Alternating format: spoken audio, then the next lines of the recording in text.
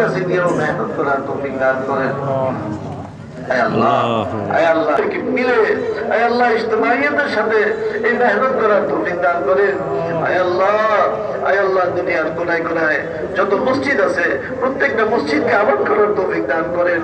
আয় আল্লাহ যত মাদ্রাসা আছে মাদ্রাসাগুলোকে হেফাজত করেন। আয় আল্লাহ প্রত্যেকটা মাদ্রাসায় দিনের দাওয়াতকে চালু করে দেন।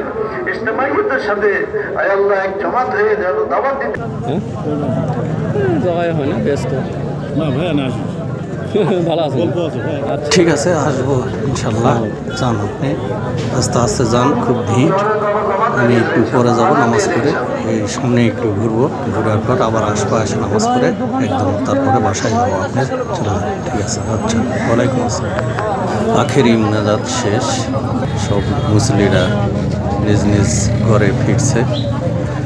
তো আমি আরও থাকবো, আমি আবার ভিতরে যাব, নামাজ পড়ব, তারপরে ইনশাল্লাহ বাসায় যাব। আমার বাসা এখানে নিকটেই, তো একটু ঘোরাফেরা করছি। বন্ধুরা, আখেরি মোনাজাত শেষ, ইজতেমা শেষ। যারা বাইরের সময় দিবে আজকে চলে যাবে তারা।